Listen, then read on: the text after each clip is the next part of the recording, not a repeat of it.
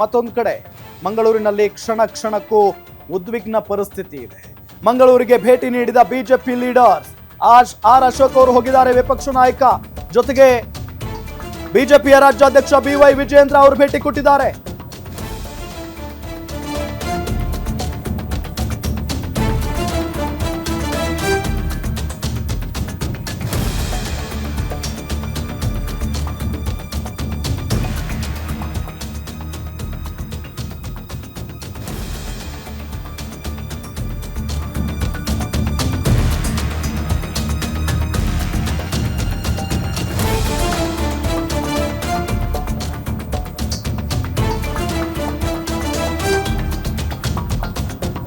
S ನೋಡಿ, ಮಂಗಳೂರಿನಲ್ಲಿ ಸುಹಾಸ್ ಶೆಟ್ಟಿ ಹತ್ಯೆಯಾದ ನಂತರ ಈಗ ಬಿಜೆಪಿ ಲೀಡರ್ಸ್ ಒಬ್ಬೊಬ್ರೆ ಮಂಗಳೂರಿನತ್ತ ಹೊರಟಿದ್ದಾರೆ.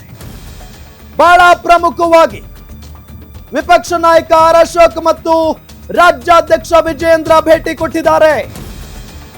ಮಂಗಳೂರಿಗೆ ಭೇಟಿ ಕೊಟ್ಟಿದ್ದಾರೆ ಆರ್ ಅಶೋಕ್ ಮತ್ತು ವಿಜೇಂದ್ರ ಅವರು. ಸುಹಾಸ್ ಶೆಟ್ಟಿ ಅವರ ನಿವಾಸಕ್ಕೆ ಭೇಟಿ ನೀಡಿದ್ದಾರೆ ಉಭಯ ನಾಯಕರು. ಎಲ್ಲ ಬಿಜೆಪಿ ನಾಯಕರು ಹೋಗಿದ್ದಾರೆ ಈ ಸಂದರ್ಭದಲ್ಲಿ. ಮಾತಾಡಿ ಇಲ್ಲಿ ನಿರಂತರವಾಗಿ ಈ ತರ ಭಯೋತ್ಪಾದನಾ ಚಟುವಟಿಕೆ, ಪಾಕಿಸ್ತಾನ ಜಿಂದಾಬಾದ್, ಪಾಕಿಸ್ತಾನ ಫ್ಲಾಗ್ಗಳು ಆಡೋದು ಈ ಭಾಗದಲ್ಲಿ ಜಾಸ್ತಿ ಆಗಿದೆ. ಮನೇನು ನೋಡಿದ್ರೆ ಪಟ್ಟಣದಲ್ಲೇ ಪಾಕಿಸ್ತಾನದ ಬಹಳ ಜನ ಇದ್ರು. ಇನ್ನು ನಮ್ಮ ಸರ್ಕಾರ ಮೀನಾವೇಶ ಹಾಕಿಸ್ತಾ ಇದ್ದೇವೆ ಕಳಿಸೋಣ. ಅದರಿಂದ ಇಲ್ಲಿ ಆ ಒಂದು ಸೆಂಟರ್ ಆಗುವಂಥದ್ದು ಒಳ್ಳೆಯದು. ನಾವು ಕೂಡ ಕೇಂದ್ರಕ್ಕೆ ಪತ್ರ ಬರೀತೀವಿ. ಅದಾದ್ಮೇಲೆ ಅಂದ್ರೆ ಮೆಸೇಜ್ ಎಂಬೋಯ್ತು ಅವ್ರಿಗೆ, ಕೊಲೆ ಮಾಡಿದವ್ರಿಗೆ ಅವ್ನು ಮೆಸೇಜ್ ಹೋಗೈತಲ್ಲ, ಅವನ ಹತ್ರ ಆಯುಧ ಇಲ್ಲ. ಆಯುಧ ಇದ್ರೆ ಅವನು ಎಸ್ಕೇಪ್ ಆಗ್ತಾನೆ. ಸೆಲ್ಫ್ ಪ್ರೊಟೆಕ್ಷನ್, ಅವರ ಆತ್ಮರಕ್ಷಣೆಗೋಸ್ಕರ ಆಯುಧ ಇಟ್ಕೊಳ್ಳೋಕೆ ಅವಕಾಶ ಇರಲಿಲ್ಲ. ಇದೆಲ್ಲ ತಿಳಿದೇ ಮಾಡಿರೋದು. ಅದು ಪೊಲೀಸ್ ಸ್ಟೇಷನ್ ಇಂದ ಅರ್ಧ ಕಿಲೋಮೀಟರ್ ದೂರದಲ್ಲಿ ಆಗಿರೋದು. ಅಷ್ಟು ಧೈರ್ಯ ಇದೆ ಅಂದ್ರೆ ಪೊಲೀಸರು ಕೂಡ ಸಡನ್ ಆಗಿ ಅಲ್ಲಿ ಬಂದೇ ಇಲ್ಲ, ಬಹಳ ಹೊತ್ತಾದ್ಮೇಲೆ ಬಂದಿರೋ.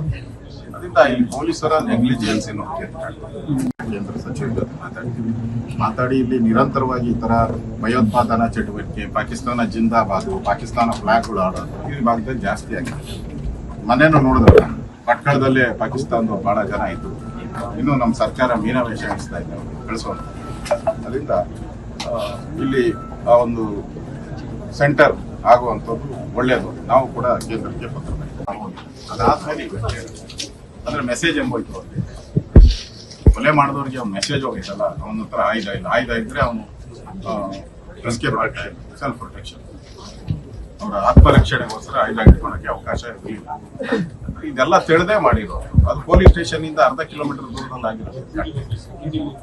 ಅಷ್ಟು ಧೈರ್ಯ ಇದೆ ಅಂದ್ರೆ ಪೊಲೀಸರು ಕೂಡ ಸಡನ್ ಆಗಿ ಅಲ್ಲಿ ಬಂದೇ ಇಲ್ಲ, ಬಹಳ ಹೊತ್ತಾದ್ಮೇಲೆ ಬಂದಿರೋ.